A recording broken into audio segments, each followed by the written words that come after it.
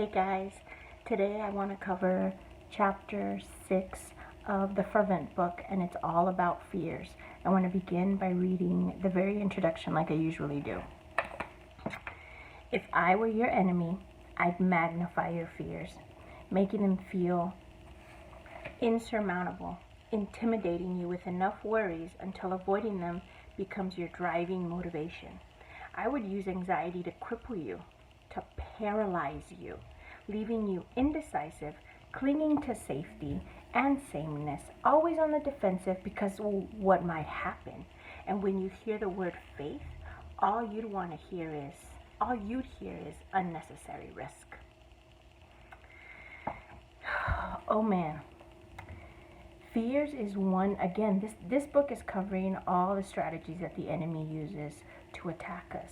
And fears is, I would say, probably one of the most common. It is what paralyzes you from moving forward. And she talks in the book about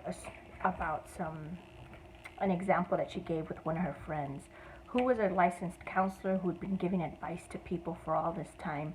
And that little by little, God began to lead her to maybe lessen her caseload and instead write a book. And her friend was talking to them about this idea that she'd had, that she knew she'd probably never do because she was this, because whatever.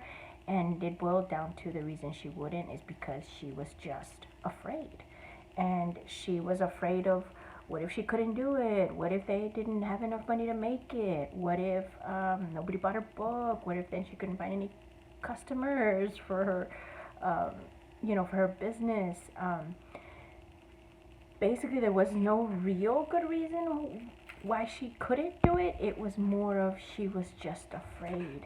And this is exactly what the enemy does to try to paralyze us from action.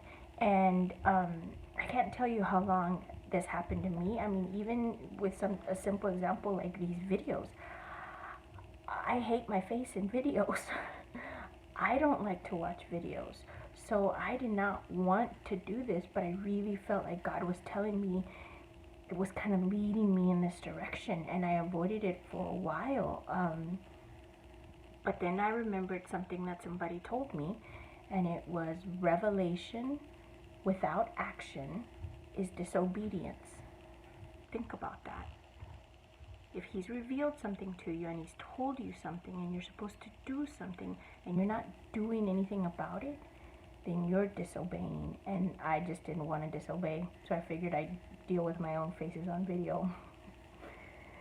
Anyway, she goes through here and talks about the story of Moses and how God led them right into the Red Sea, and the people were mortified. Imagine how maybe if one of them didn't know how to swim, and now they're going to have to cross this Red Sea, but it's not opening up yet. The very first piece of instruction that Moses told the people is, do not be afraid.